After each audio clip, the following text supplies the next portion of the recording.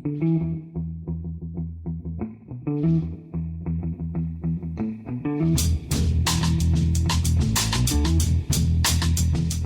and welcome to The Price of Football, the show that looks at the money behind the beautiful game with me, Kevin Day, and Liverpool University's Kieran Maguire. Kieran, I don't know where you are at the moment. I'm trying to judge by your background. Oh no, you're in your studio. You've left Simon Jordan behind.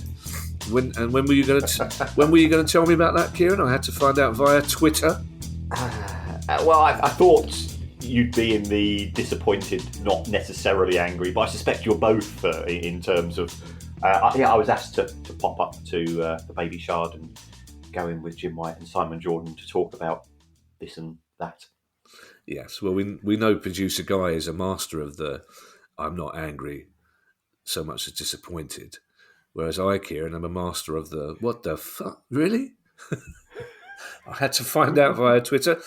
Kieran, I think we should start this pod by thanking everybody for all the good wishes we've had from people for our 500th anniversary pod, for which we interviewed their Swiss Ramble, which was meant to be a surprise, Kieran. But I thought we'd sort of teased it a bit. Well, Kieran, there's teasing, and then there's going, we're interviewing Swiss Ramble tomorrow, which is on the other end of teasing spectrum. I'm not good at subtlety. But it was lovely. Not my strong point. All your best wishes were very welcome, very touching. I'm still slightly annoyed that Swiss is not a UK subs fan, but not as annoyed as producer Guy is when Swiss indicated at the end that we were less than professional when we started. I think off air he used the words bless. I don't know much about what happened off air, except I left you two having a cure off. I just went out to the kitchen. I saw it was still happening, but I went back in again. But no, it's still the cure. You're still trying to outdo each other on obscure cure facts. But he was wonderful. And if you're listening, Swiss, brilliant. It's not. You don't often get to use that phrase, do you? If you're listening, Swiss, thank you so much. And absolutely, we both had a nice day out, didn't we, at the football the weekend, Kieran? Pleasant. So you did something I didn't manage to do and get into Bournemouth, which congratulations. Yes. Yeah, I mean, the only consolation is that, and I know you disapprove of this as well, is that in recent weeks I've been slapping on 20 quid a match on Brighton 0 and Toulouse. And I've got to be honest, it's like taking candy from a baby. Yeah, do you know what, Kieran? I don't think... We were discussing this the other day. It may surprise people to understand. And occasionally we chat on a non-price of football day, but we were discussing yesterday. I don't think there's a nicer walk in world football than there is crossing Putney Bridge and walking through Bishop's Park to foot. It's just a wonderful. If you get your timing right, it's less of a nice, relaxing walk. If you suddenly look round the Wetherspoons and go, "We've done it again. Everyone else has gone," and you find yourself scurrying through Bishop's Park. But I remember going to Union Berlin, and that was a nice walk through the forest. But if any other listeners out there, Kieran, can suggest a nicer walk than the one to Fulham, I'd love to hear it. It's Newsday, Kieran. It's big news. We're recording this on Tuesday for logistical reasons, Kieran. And it's important that our listeners know that before we discuss the first story, because this morning when the list of stories came through, Everton and 777 was ironically number 7. It was a small story about 777 possibly loaning about £15 million to Everton. I think we were going to discuss that. But events of the day have slightly overtaken it. It's possible that there'll be more events on Wednesday. And if we miss those, Kieran, we will, of course, catch up with them as soon as we can on Monday. But Everton did a surprising recruitment number today, didn't they? Yes. I think this story was initially broken by David Hellier at Bloomberg, and it was followed up by The Guardian as well. Everton are reportedly, I guess, my knowledge of journalists is that they always double check from independent sources because it's their reputation and it's their institutions that they work for whose reputation's on the line, is that they've called in some restructuring and insolvency advisors. Now, earlier in the day, we had heard stories about our favourite Australian airline, Bonza, having to suspend all flights because something hadn't been paid. So that didn't look good because ideally you would expect 777 to be providing the funding there. So that wasn't a good start to the day. Does this mean administration? No, it doesn't. The whole point about calling in restructuring advisors is that they are going in to try to avoid administration. And I know from personal experience, sometimes you do and sometimes you don't. Sometimes you look at the state of the finances. I've been talking to a series of journalists over the course of the day, and certainly the noises which are coming from Merseyside is, look, the wages were paid this month. We're up to date with payments to HMRC. We're up to date with payments to Lang O'Rourke, who are the contractors for the stadium. Yes, 777 are providing working capital to fund all of that, and that's why these extra amounts of 15 to 20 million pounds a month are coming in. But we don't think things are as bad or as being painted. And if that was the case, I'd say, okay, fine. But why are you asking for a firm of restructuring advisors to come in? What do the restructuring people do is that they focus on cash. They look at the cash you're expected to receive. Everton will be getting a payment in June, which tends to be quite big in terms of next year's TV money. Do they have any outstanding bills before then? Looking at the payroll costs, because there's no more matches in effect, and doing some sums, and they will be advising the board accordingly, because what you don't want to be doing is to be entering a period of what we refer to as wrongful or fraudulent trading. And this is where a company or a board of directors knowingly enters into contracts in the knowledge that they can't afford to pay them. So it'll be given sort of it's financial advice, it's quasi-legal advice as well. So everybody's protecting their own interests. What happens if there's a worst case scenario? Well, it tends to be the case, and we saw this in the case of Derby County, that Quantamar went in, did an investigation, and then were appointed as the administrators. So that would be the process if and that is worst case scenario. And I really must stress this. A lot of people, I think, are jumping the gun. If Everton have managed to pay those major payments in terms of instalments on the stadium due this month and payroll, then that is a positive. Do they have the money to do that for the end of May? That's a separate issue. It's a separate discussion. Could we be having 777 as the owners by the end of May? It could be that the Premier League will have signed them off. And we've heard nothing from the Premier League with regards to the potential approval of 777 as owner. So there's a lot taking place. I went into the Premier League handbook, and it says in the event of insolvency, you get a 9-point deduction. Now, you and I are both old enough to remember a couple of clubs in the Championship who would work out when they were mathematically safe, and they knew that they got I think it was a 12-point deduction in the Championship, and if it was 12 points above, then they would then go into administration, do a pre-pack, write off all the debts, and things started to get a little bit manipulative. I don't think that would be the case here at Everton. Could the Premier League say, if you are safe, we're going to delay the points deduction to next season? The simple answer is, without going through the small print of the small print, you can't give an analysis. Yeah, because already the conspiracy theories, and I think Luton are playing Everton on the next game. There's conspiracy theories. If Everton win that, they'll go straight into administration. But as you say, there's no indication that is even on the agenda at the moment. First of all, Kieran, do we know, or do you know, who the company is that Everton have called in? Yeah, it begins with a T, something like Tenio, or there are financial advisors, stroke turnaround specialists that operate. These are as good or as bad as any of them. Yeah, they've got a job to do, and let's be perfect. Having done that job myself early on in my professional career, it needs a certain type of person to be good at it. I wasn't that type of person. I wasn't good enough for it. I'll be honest. I'm too soft, but they will be professional, and you hope that whatever they do, they give appropriate advice.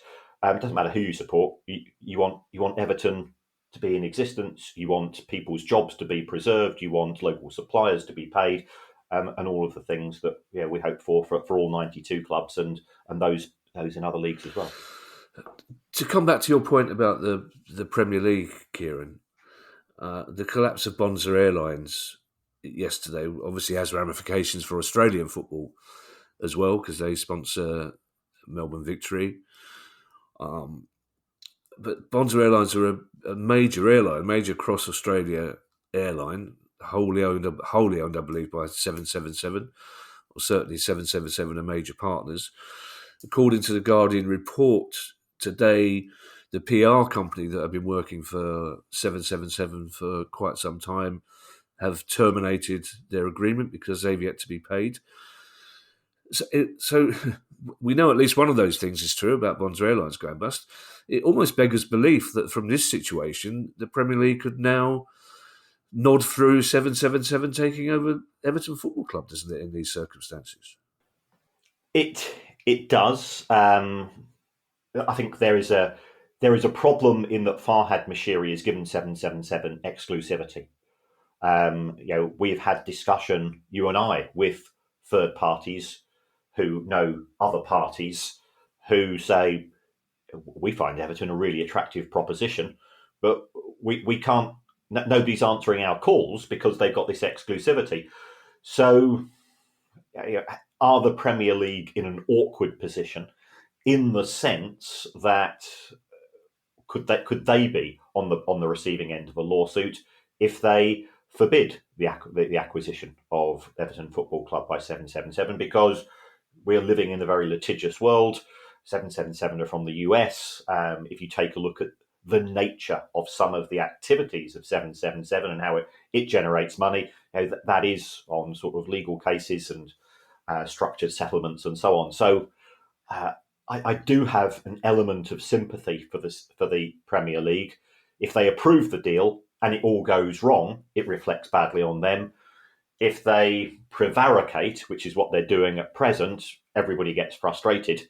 And I don't think the prevarication is at the behest of the Premier League. It's due to the failure of 777 to provide appropriate documentation which stands up to appropriate scrutiny. Well, as we know, Kieran, I'm no expert, but if they can't afford to pay their PR company, it just makes you wonder how they're going to afford to run Everton Football Club. I mean, and also, of course, the conspiracy theories come from it. If this had been the pod we were going to record and the original Everton story was number 7, and I was asking you, what's the £15 million for?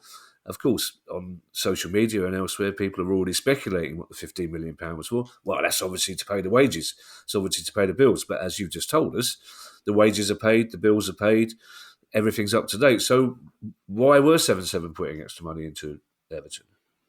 Well, it could have been they were putting in because the wages wouldn't have been paid unless they'd agreed to do that.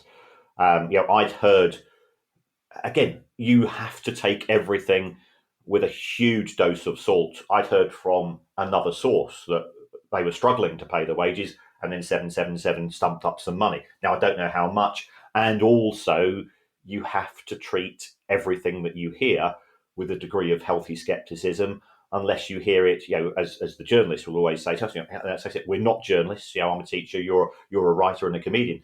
We have to treat it as professionally as we can and give due caution. And last year, well, the other worry, I mean, I think Ron Martin talks more about what's going on at his club than 777 do. Been no response to 777 about this whatsoever. You'd have expected something by now, even if it was some kind of holding. Well, it might be because their PR company have walked out and they don't know how to do a press release. Who knows? But their silence is rather worrying, isn't it? Yes, it's a classic example of how not to conduct yourself professionally. We've had nothing from Farhad Mashiri. He's effectively gone absent without leave for a long period of time. It's been left to Sean Dyche to rally the troops and to get Evertonians proud of their football club once again, which has taken a bit of the pressure, a bit of the attention away from the takeover. And the club has benefited from that, but they've not run this well. Josh Wander came out with a few smart-ass one-liners, I think at one point in time over the course of the last few months, saying, "Oh yeah, I love it when people throw lawsuits at me." I've had a couple of lawsuits thrown at me, Kevin. I'll be honest, I was absolutely terrified. I'm going, I don't find this to be fun at all. But some people, we know Ron Martin's another one, seem to get off on it. Yeah. In most weeks, Kieran, this next story would have been far and away the headline news. It involves you spending a lot of time in the media today using the word anchoring, a similar word to the one I used when I found out you'd been talking to Simon Jordan, in fact, on TalkSport. But it looks like there's going to be major changes to FFS is on the way out by the look of it, isn't it? So, FFS, I think that stands for something else. I'm not entirely what it stands for, Kieran, or why I said it. Do you know what it is? Because I know sometimes you tell me off because it's profit and sustainability rules. So I was about to say financial fair play and then thought, no, I don't want to be told off by Kieran. And then went for FFS, which again is something else I said when I discovered on Twitter that you'd been spending the morning with Simon Jordan, Kieran. Yes, so we've got this new set of rules which are going to run alongside the expected change of rules, which is coming in season 25-26. They're using this phrase anchoring. I think if it'd been 10 or 15 years ago, we would have used the phrase pegging, but I believe that now amongst the kids has a new meaning. Because the first card game I learnt to play was cribbage, and I learnt that down the Two Eagles with Uncle Terry, who used to take me down for a lemonade, and he taught me because I think cribbage is the only game of cards that you can play in an English pub, or because it's deemed to be a pure game of skill, possibly, or an English prison. Yeah, either way, or an English prison. That's right. That's part of the reason why I became reasonably proficient with mental arithmetic, because I could work my way up and down a cribbage board. But I understand it's got a more modern meaning, and if Uncle Terry had returned from the Two Eagles saying you wouldn't believe the pegging skills of the barmaid at the Two Eagles, I think today we would all be shocked and slightly disapproving. Oh, well, I think the trouble is, Kieran, that given the way things are at the present moment, it would be inappropriate for me to ask a young person what they mean by pegging as well. So we're going to have to, that question is going to have to be left unanswered. But perhaps in the meantime, we could get back to the serious issue of the spending cap, Kieran. Yes. So the proposal is that we're going to take the TV money of the club finishing bottom in the Premier League, and that was £103 million in season 22-23. And we're going to multiply that by a number, and that number could be 4.5, or it could be 5, or it could be 6. So if we take 5, 103 times 5 is 515. And we can say, well, that is the cap in terms of what every club can potentially pay through a combination of wages and amortization, impairment, and agents' fees, and so on. And that, if it was introduced by itself, would go down extremely well in Newcastle and extremely well in Birmingham. And I would expect it would go down extremely well in Nottingham and parts of Liverpool as well, for Everton fans, if it had been backdated, because it does create a level playing field. It means that every club, if they've got owners who are willing to provide that level of funding, now can spend the same amount of money. And this is what we refer to as a hard cap. And this is what we have if you take a look at US franchise sports.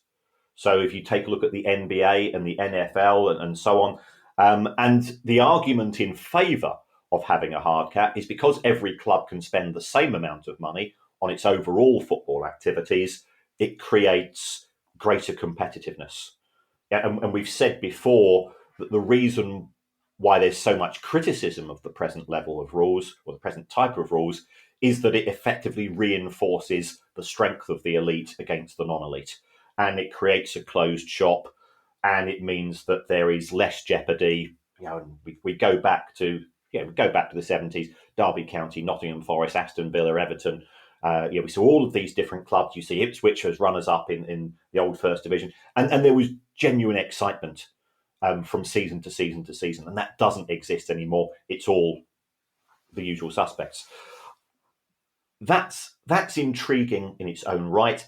But these rules are operating alongside the rules which say, let's take your revenue, and then you can only spend 70% of that on player costs. I put all of those numbers into a spreadsheet yesterday morning, and I think the only clubs that potentially would have to spend a wee bit less were Chelsea, who had a bad season last season and sacked 2 managers, so they got huge redundancy payments, and Manchester City, who, if the cup was up for grabs, they won it. They had a fantastic. So therefore, they paid huge bonuses for doing the treble and so on. That's not going to be repeated this season. So why were these rules introduced? I understand that it was initially Steve Parish at Palace who was in favour of the idea, but it's now been picked up very much and is run by Arsenal. And why Arsenal? It's because Arsenal have substantially lower commercial revenues than both the Manchester clubs. The only Manchester United, Manchester City, and Aston Villa were the only 3 opponents to these rules. Chelsea abstained, so it's gone through you got to 2/3 of the clubs in favour. So that's where we are. It's not going to affect anything till 25-26. And in my view, it's not even going to impact clubs in terms of their reluctance to spend. There's been some interesting reactions. Manchester United have said, we're worried that it might affect our competitiveness in Europe. Get into the Champions League first, Manchester United, before you start saying that, is my response to that. So why have they responded in the way they have? In my view, Ineos have now realised that the task of turning around Manchester United is going to be very, very expensive. So the last thing that they want is a wage cap, which could potentially constrain them. What the other opposite opponents have been the Professional Footballers Association, and they said, hold on, wage cap, we've got an agreement with the Premier League. Why is this being put through without any consultation?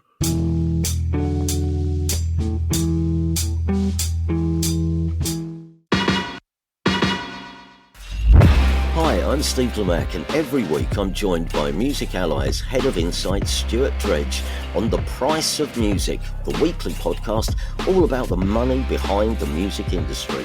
In each episode, we discuss the very latest goings-on in the music business and dig into the finances behind the big stories. So whether you're a music lover who just wants to know more about what really goes on in the industry, or you're an aspiring musician, manager or label owner who wants some inside knowledge on how Spotify's financial model really works, or what the future holds for independent live music venues, this is a show for you. Subscribe to The Price of Music in your podcast app now. See you soon.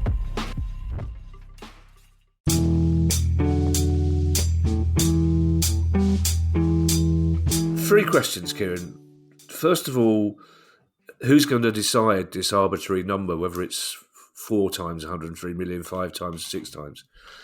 Secondly, what does anchoring mean in this context?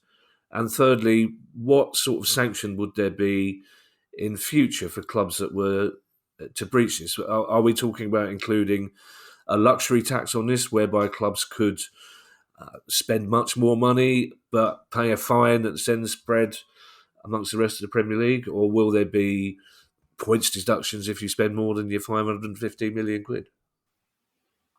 Well, I think if we go through those questions in turn, who decides there's going to be a further meeting of Premier League chief executives in around about a month's time? And that's when they're going to determine the multiplier? Is it going to be 4.5? Is it going to be 5? Is it going to be 6 times? Now, I've spoken to some competition lawyers today, secret competition lawyers, of course, and they say, well, this is absolutely fantastic news because the Range Rover needs a service and we've not booked yet next year's skiing holiday. I've been told that there is at least one club who is already considering this as being a restraint of trade. It's anti-competitive in terms of their activities, and without wanting to go down the Nottingham Forest tweet, they are considering all options. So there's that. I could see the PFA equally potentially having an objection and taking it there.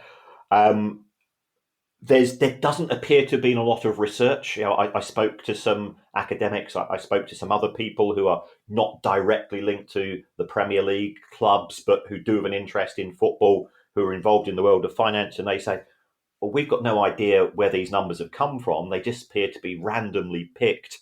So is this, again, part of the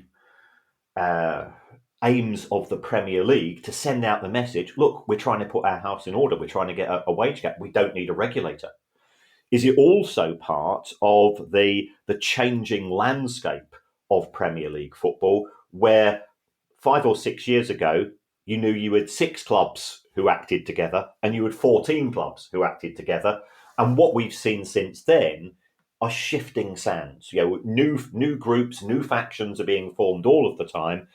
Is this an attempt by some of the smaller clubs to have a bit of a slap in the face to those clubs who they feel have perhaps bullied their way into getting a bigger slice of the action through threats of the Super League historically? So that's that. As far as the anchor is concerned, could there be, and again, I'm sort of trying to think out the box here, is this a way for some of the smaller clubs to try to go back to their friends in the Premier League and say, let's renegotiate again the distribution of money within the Premier League so that the club finishing bottom gets more than 103? If that goes up from 103 to 120, right, then 5 times 120 becomes 600 million. And could it be worth the while of the bigger clubs to say, okay, perhaps you've got a point? So, there are so many layers of intrigue and scandal and politics taking place here. There's a book to be written, probably fictional, but there's a lot to deal with. I mean, Kieran, that wouldn't be a good look if after all the Premier League's delays on distributing money to the rest of football, the next thing they do is distribute more money to themselves via the bottom team. That's not a good look, is it? I mean, that's ballsy even by Premier League standards. The one club that you talked about restraint of trade, considering its options, that would presumably be one of the wealthier clubs then, I guess, would it? Possibly. It would make no sense, for example, for Palace or maybe West. You couldn't put anything past West Ham, would you? And what about the luxury tax? I mean, is this something that's built in to this idea right from the start, or are we not talking about that level of detail yet? I don't think we've got as far as that yet. I mean, I think in terms of those clubs who potentially could launch an objection to this, there were only 3 clubs that voted against the proposal. It's not beyond the wisdom and man to say possibly one of those. So they tend to be some of the bigger clubs. Sanctions, I don't think they've got that far down the road. There does seem to be an acceleration of interest in this, but it seems to have arrived half-baked to a certain extent. Interesting then that Newcastle did vote for it, because I think a lot of people, anti-Newcastle fans, would have been delighted to have that stick to beat them with. And presumably Sheffield United voted the way Newcastle voted as well. We've had that discussion before. But you'd imagine if Newcastle will be one of those clubs that potentially could spend what they want, would be firmly against it. So I think Newcastle fans would be encouraged to hear that they voted for it. Yes. But based on my calculations, Newcastle could spend if this was the only rule in town, they could spend somewhere between 250 and 350 million pounds, depending on the size of the multiplier. But you also have to remember we've got the other rules in existence, and we've got UEFA rules for those clubs that qualify for Europe, which again change everything again. Well, so let me just clarify this, Kieran, because they were talking about this on Sky last night and this morning, and I believe on Talk Sport. I wouldn't know. But so the one thing I didn't take from it, so I assumed, and I think a lot of football fans assumed as well, that from season 26-27 or 27-28, FFP goes and spending cap comes in, but they will still run parallel. That's right. So you'll have your squad cost control rules, which is the first thing that you implement. And then after that, you apply the anchoring rule to see whether that you can cut costs a stage further. And I think anchoring will impact at most upon one or two clubs, probably zero, based on the numbers that we have at present. But if you start to look at some of the desires of some of the bigger clubs to improve and expand their commercial activities, opening more mega stores overseas, that would count as commercial.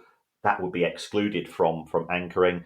And with no disrespect to any of our clubs, Manchester United can stick a badge on anything, and people are going to buy it. Who's going to buy a Lewis Dunk lampshade holder or a Joel Ward set of pajamas? There isn't a market for it. Whereas, so therefore, your commercial ceiling is much, much lower for the smaller clubs. One thing I can guarantee, Kieran, almost 100%, is that Joel Ward wears pajamas when he goes to bed. And I'm sorry for being a bearer of small brain, Kieran, but I just wanted to clarify that the fact that both FFP and this will continue in the future. And by the way, Hans Postecoglou's comments last week about Tottenham's global fan base being as important as the one in N17 didn't go down too well, did it, with the fans in N17? Now, our next question, Kieran, our next news story, I beg your pardon. Luckily, if there's one thing we've ascertained over 500 episodes, Kieran, it's that we're not cynical.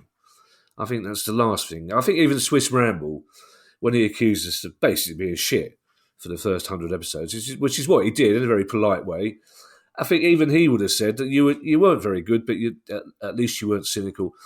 So the fact that the Premier League have bunged the National League a vast amount of money in the past couple of weeks, I think has no bearing whatsoever on this next news story. And I think that, Kieran, because like you, I'm not cynical. You're absolutely right to be not cynical. The National League and the Premier League are in talks about the creation of a new cup competition. This is the Premier League whose head, Richard Masters, was saying only 4 or 5 days ago, there are too many fixtures. So there's going to be a new cup competition between the National League and Premier League under-21 sides. And you might be saying, well, hold on, there's already a competition between Premier League under-21 sides and clubs from the EFL who put out senior teams. I think it's called the Bristol Street Motors Trophy. It used to be known as the EFL Trophy. Why is this? And certainly from my understanding, that particular competition is subsidised by the Premier League because they want their under-21s to have more competitive football. Surely if they wanted the National League involved as well, it would have made more sense to have a competition involving the EFL, the National League and the Premier League under-21s. So for the second time in just over a week, the National League has aligned itself to the Premier League because the National League board, to the surprise of National League clubs, remember, said, "Oh no, we don't want replays." And people go, "Well, why do you not want first and second round replays?" Well, we now know because it wants those particular weeks to be available for their clubs to play against Premier League under-21 clubs, for which presumably they're going to receive some form of financial compensation because the crowds won't be big enough to justify hosting those matches themselves. When you talk to people associated with with clubs at National League level. Remember, we've had players from the National League. They say, we're on 1-year contracts. Many of us are on 10-month contracts as well. It's a very precarious, and you're now asking us to put our bodies under additional stress and strain in what is a short career, in what is not a well-paid job, in terms of if you spread your football earnings in the National League over the lifetime of the individuals concerned, in order to assist the Premier League to develop its own players. Yeah. I think it's fair to point out, Kieran, as we're not cynical, that there could be a range of other reasons why the National League have said they didn't want replays in the FA Cup. Not necessarily connected to the fact that they've been offered more money by the Premier League for this competition. Could be many, many other reasons. Who knows? Absolutely. Also, we know a director of a National League club who drinks in the Portsmouth Arms. So either we're going to get a big hug when he says, "Thank God you've highlighted that," or we're going to get our ear chewed off for suggesting that the National League are in cahoots with the Premier League. We're suggesting no such thing. We really aren't. Even Simon Jordan wouldn't suggest something. Well, he would, but then he'd blame somebody else, like he always does. Our next story, Kieran, takes us to Spain, and one of our old friends, Javier Tebas.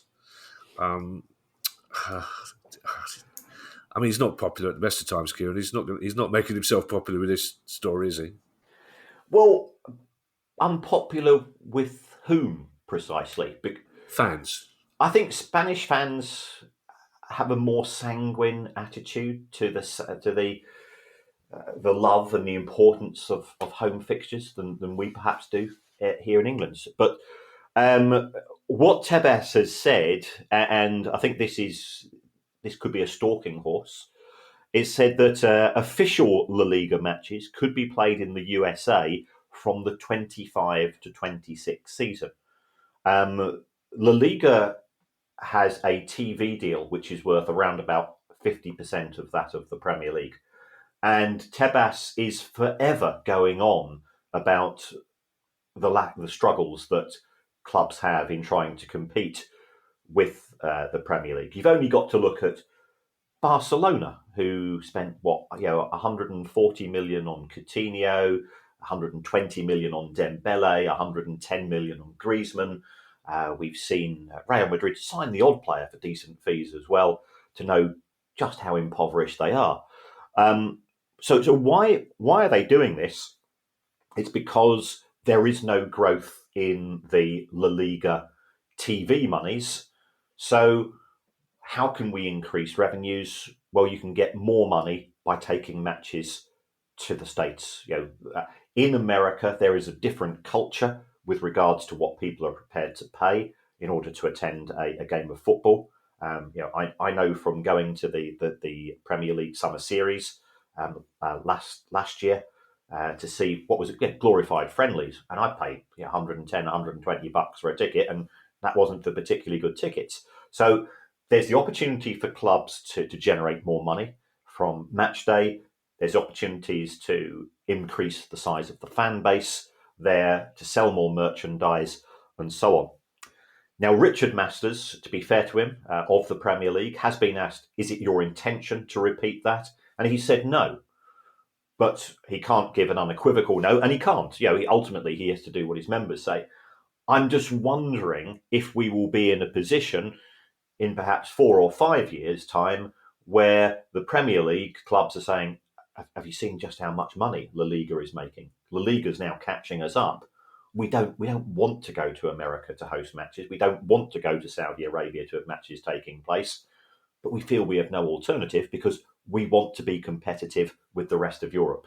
So it looks as if the Liga clubs are the first to break for the border in terms of this. Will we see other European leagues follow suit? Never say never in the world of football. That's one thing we've learned over the course of the 500 episodes of this show. Now, Kieran, you used the word sanguine about Spanish fans there. I'm going to disagree. The two Spanish fans I know who are both Spanish and fans of football, Spanish fans, I wouldn't use the word sanguine to describe them. Certainly not halfway through a Clásico. And I think I think to forget the fans in this situation would be a mistake on behalf of any European league who wanted to play their games outside their countries. Because my brother-in-law, for example, was American, big fan of the Denver Broncos NFL team. I know many American NFL fans who don't give a flying monkeys about how the NFL broadens its appeal across the rest of the world.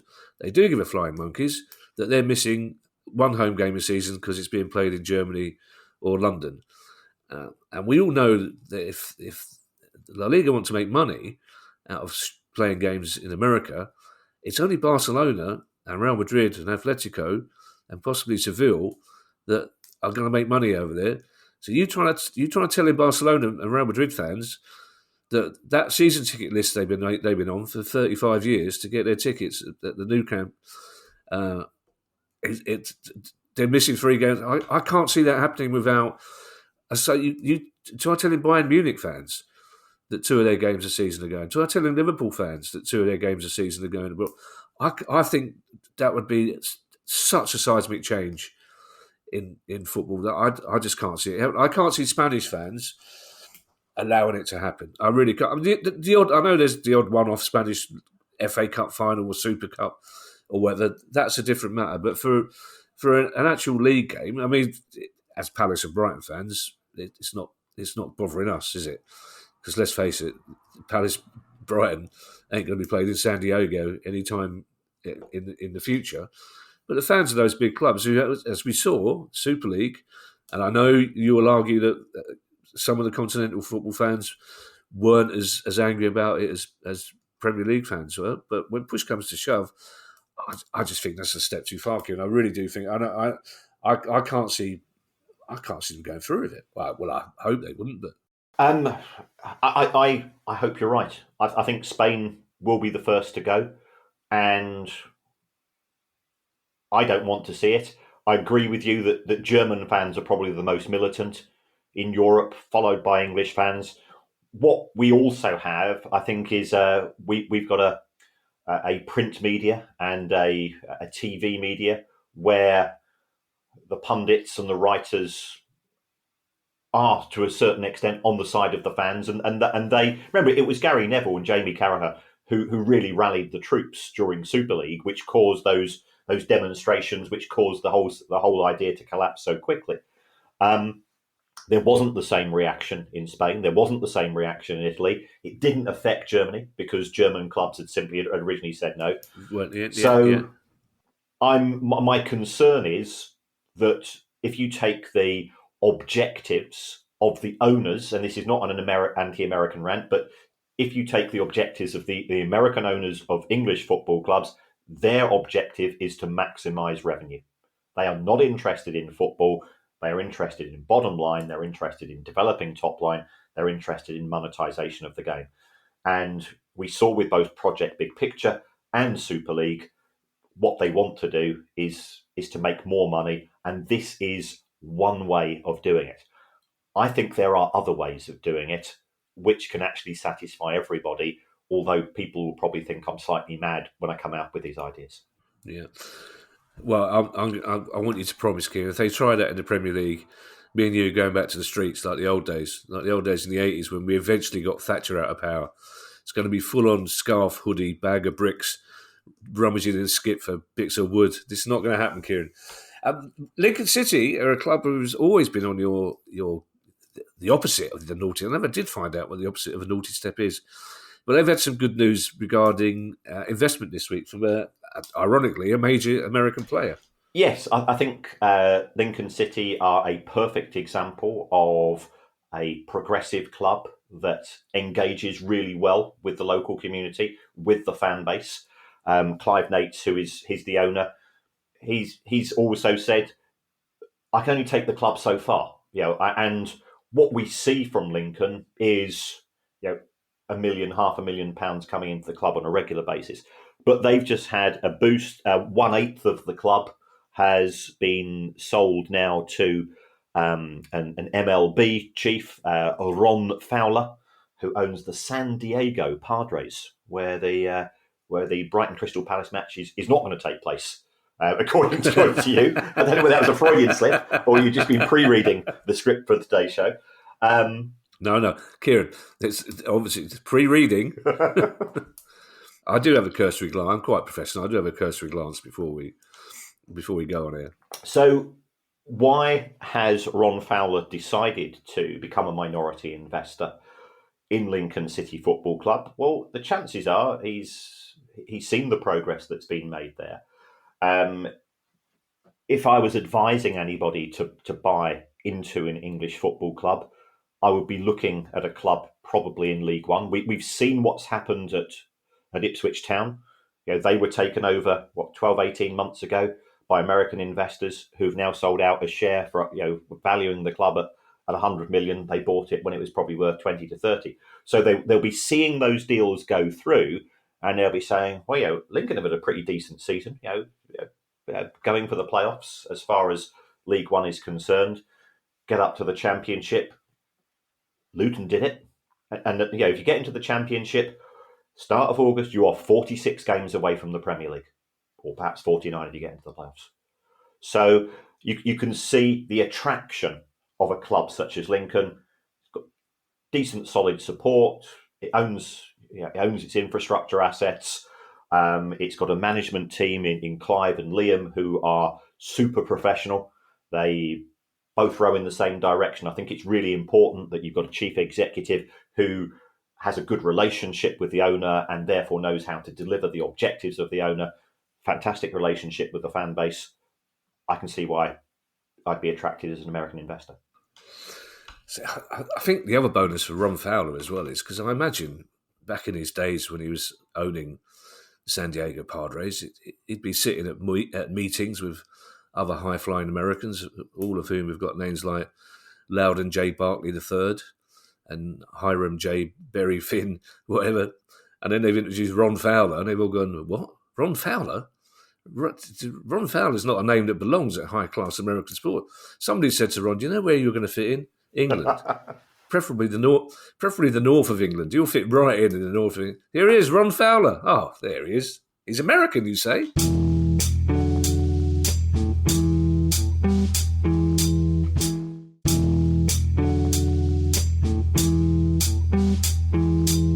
Now, this next story, Kieran, surprises me a little bit because I assumed in my ignorance that VAR was being used across Europe, that UEFA had kind of insisted on VAR being used. And I discover recently that that's not the case, that several countries have decided not to take it on, partly on a cost basis. And the latest country to reject VAR is Sweden.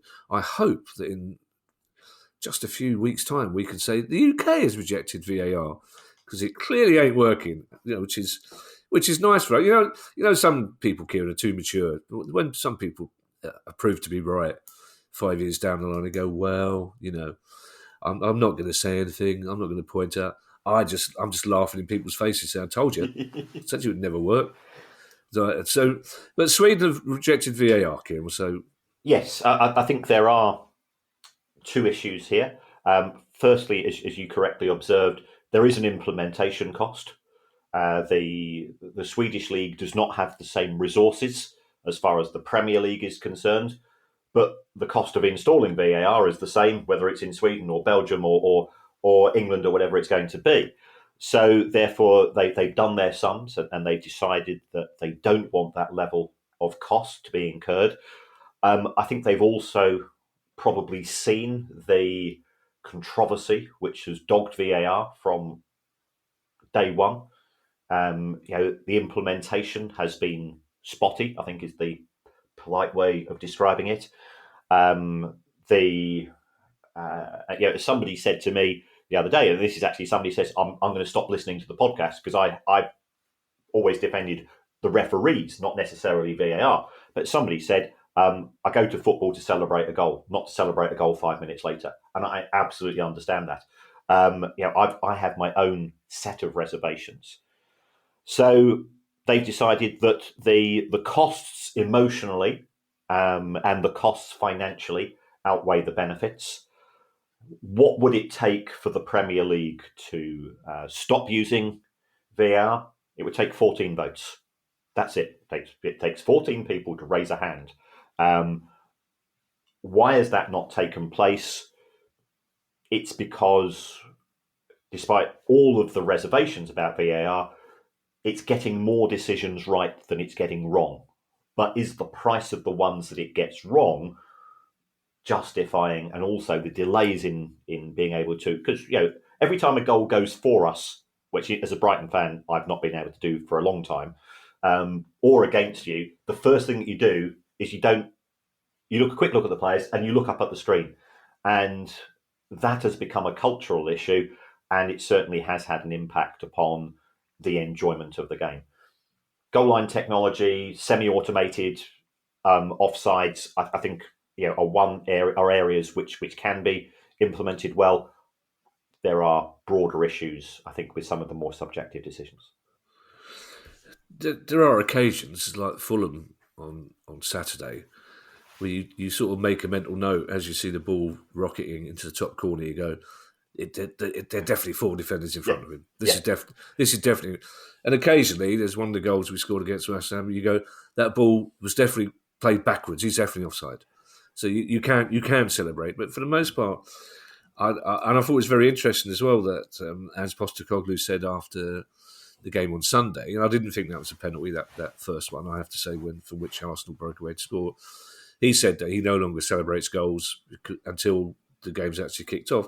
But I think we should point out, Kieran, that apart from the odd post-match in the Paulson's arms for about 5 minutes or so, I, like you, are very much on the side of the referee. One of the reasons I don't like VAR is I think it's made the referee's job far more difficult. We saw, I can't remember what game it was on over the weekend, when the players are surrounding the ref for a penalty decision, and you can see the poor sod backing away, going, "It's being checked. It's being checked."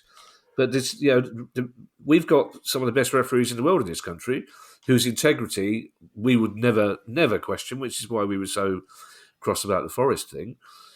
But I think VAR questions their integrity. That's one of my issues with it. And I think life is being made much more difficult for referees than it was before VAR. Now, Kieran, I refer you to our previous discussion about how not cynical we are in the last 500 episodes, which is why I want you to take special care, Kieran, to not be cynical when we talk about a story involving a Saudi state oil company becoming a major FIFA sponsor.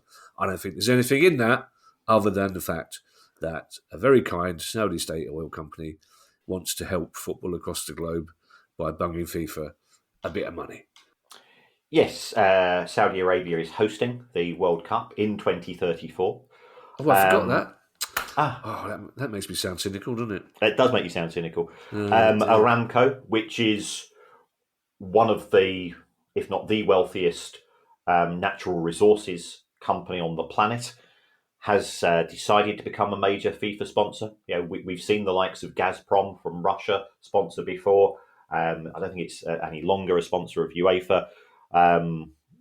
And FIFA is always looking for half a dozen senior sponsors at every tournament. It normally is Coca-Cola, whether it will be able to use Budweiser, given that Saudi Arabia is a dry country. So it's looking to fill a couple of gaps. And one of those gaps has very kindly been filled by the Saudi state oil company Aramco. That's nice. We have 2 more stories to go, Kieran, one of which I'm discussing with more reluctance than the other, I have to say. And we need to get on because just looking at the time, as I need to wrestle Ed for the big telly, as I want to watch Bayern Munich Real Madrid, and he wants to watch Ronnie O'Sullivan playing the snooker. I can't get BT Sport on my laptop, so he'll win. So it doesn't matter. The first story, Kieran, is FIFA again and global TV rights for a new tournament, which I think, again, we've discussed. I mean, we both agree that's what we need. There's not enough tournaments at the moment, Kieran, are there? That's right. I mean, I think the last time I came to the Paulson's Arms to meet yourself and people who I now count as friends amongst the Palace family, so always been incredibly kind to me. We came to an agreement to say, do you know what? there's not enough football taking place in the summer. People might get distracted and think about watching a game of tennis or cricket or even going for a walk or something like that. What we need is 32 of the wealthiest clubs on the planet to play football for a month in the searing heat of the United States summer in order to bring us further pleasure. And lo and behold, FIFA have done that with the expanded World Club Cup Championship because Manchester City winning it last year was for me the highlight of the football calendar. Yeah. So there's the opportunity for that to take place on an expanded basis. And what Apple have done, Apple TV, is that they've signed a £1 billion rights deal for the streaming rights. So that's going to help fund that competition because I think the prize money for that competition is looking pretty good. The winners could be looking at somewhere between 90 to 100 million. So that's Chelsea and Manchester City will be the representatives of the Premier League in that tournament. What I think is intriguing is that if this goes to Apple TV and FIFA are genuine about wanting this to be a success, are there also going to be free-to-air options?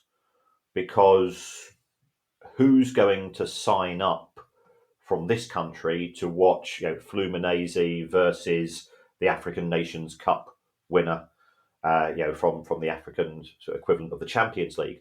Who's going to watch the Asian champions of 2023 play against the MLS champions of 2024 and so on? So would you pay a subscription fee for that? We're both football enthusiasts. I think I would be fairly indifferent. If it's free to air, you'll give it a go. So it won't be on the A list as far as the government is concerned, which is sort of the protected sporting events, which is as we know the FA Cup final, I think the Grand National, I think Wimbledon's there, the World Cup final and the World Cup opening match, not actually the group game. Sky have always made the decision they don't want to go down that particular route because I think they've always felt that there'd be a backlash because the home nations having to go and watch them behind a paywall. So Sky have always made I think a sensible decision with regards to that. So looks like Apple are in it. Apple have signed a $2.5 billion 10-year deal with MLS for the rights there. The viewing figures are good. Now that's because a certain Argentinian superstar is playing in MLS. Whether that can be maintained, and remember he's on a share of those revenues as well. Whether that can be maintained, whether this can be turned into success, we wait events. You are very popular in Paulson's Arms, Kieran, and I think my friends would count you as a friend now.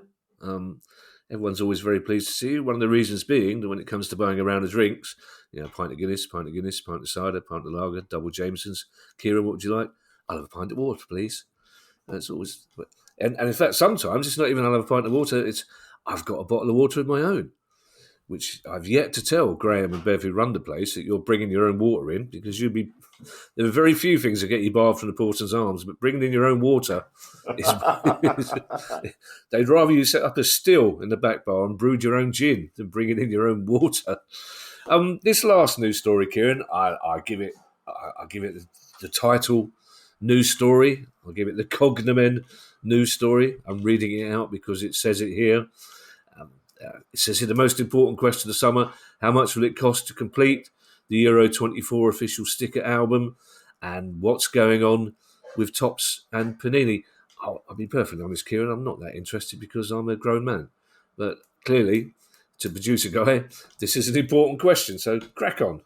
I think you'll find that there are quite many grown men who, on behalf of their children and grandchildren, even if they don't have children or grandchildren, are still deciding to collect the stickers because it's a major tournament.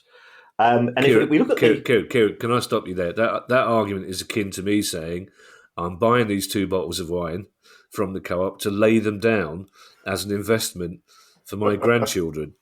It's like it's some kind of postmodern ironic purchase of these Panini stickers going on here, is it?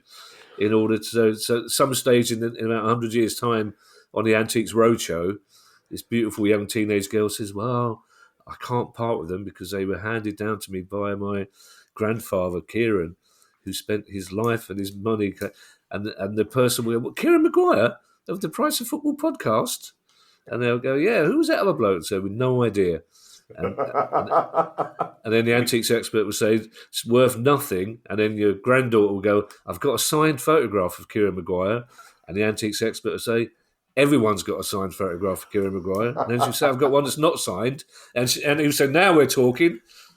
That'll be the end of, and that'll be the last story on the antique. Just after the bloke who does the medals will be an unsigned photograph of Kieran Maguire that goes for £1 million. Harsh but fair. Harsh but fair. So if we take a look at the second question first, which I think is more intriguing, there are two organisations who have contracts with the world of football. One of which is called Tops, and Tops now has the official contract with UEFA for this tournament. But we all remember Panini. It's a bit like we always thought that German football kits forever and a day would be manufactured by Adidas, and things change, as we've recently seen. Yeah. But Panini have fought back because Panini have contracts with certain English players. So if you take a look at the English team in Tops, you're going, I've not heard of any of these players. Are these sort of the snide names you used to get on Sensible Soccer when you're playing England? Jeff Burst and Bobby Chilton and so on.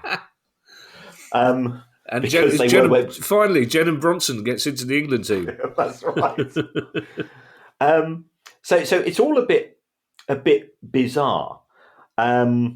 So we've got two sets of stickers, one of which is effectively the official England pack, and then you've got the official UEFA tournament. And it's I think it's £11.99 to buy the album, and it's £1 full pound now to buy a set of stickers, of which you get 6 stickers. So I spoke to my colleague at university, a gentleman called Jason Law. Jason's a big Sunderland fan. He's also he's a genius when it comes. I can do bog standard spreadsheet stuff. And remember, we had this conversation with Swiss Ramble. He says, we work with colleagues who can do amazing things. Well, my friend Jason put this into his probability machine, and his probability machine is very, very clever. And you're going to need, if you're going to do no swaps, you're going to need 860 packs. So that's £860 plus £11.99 to buy the album in order to complete your sticker.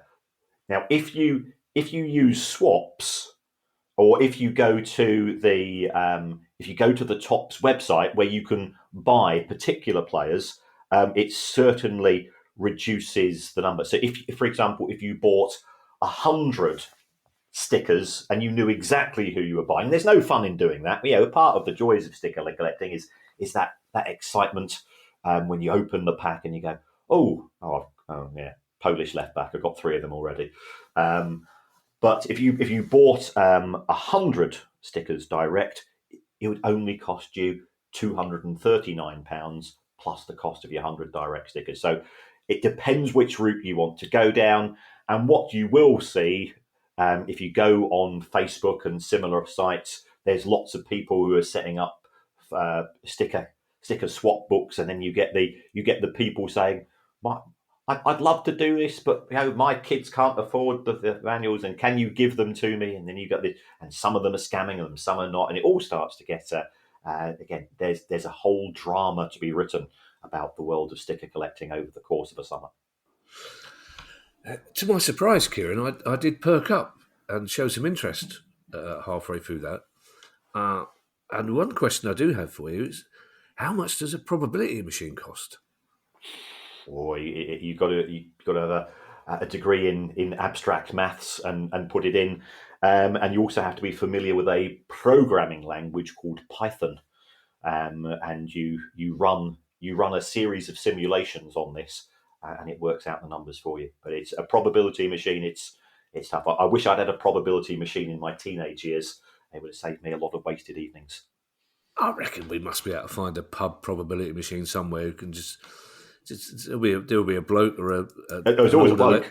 There'll be a bloke or an older lady somewhere just giving them a load of random facts and say, right, given that, what's the probability of Palace winning the Champions League? And I go, oh, crikey, not 12%.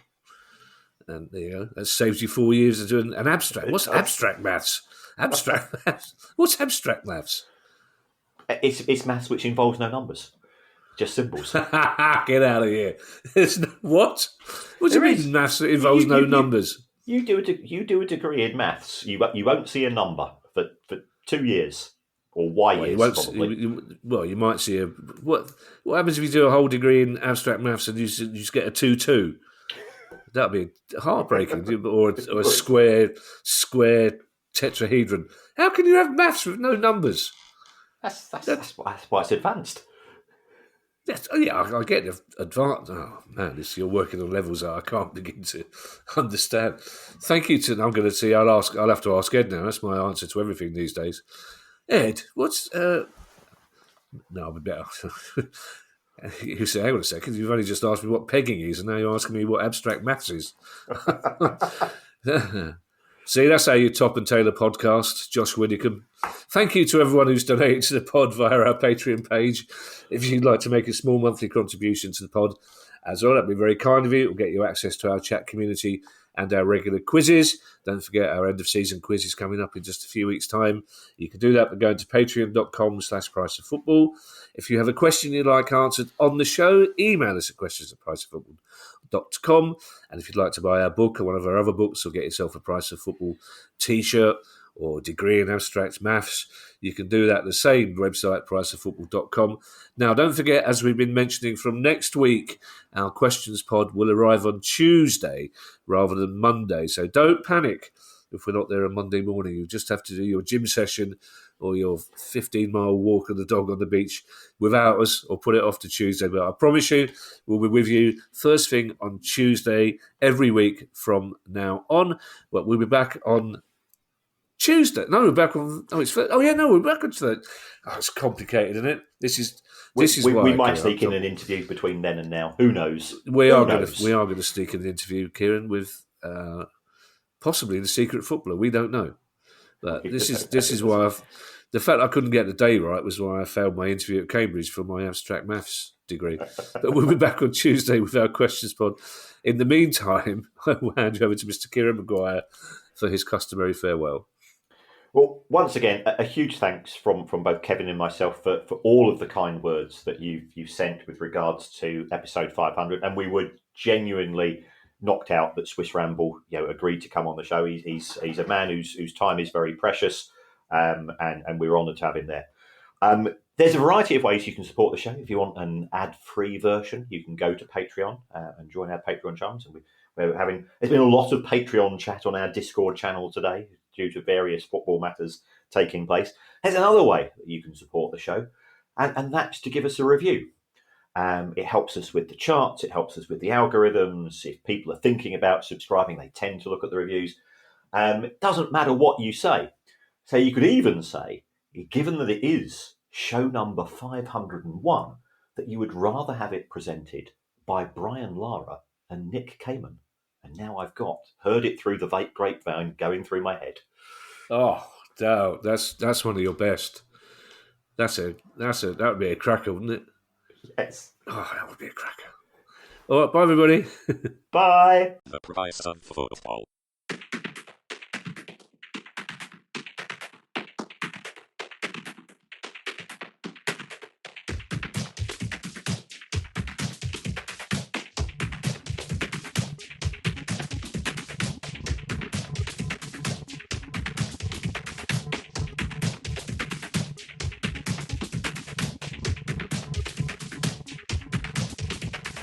The price of football.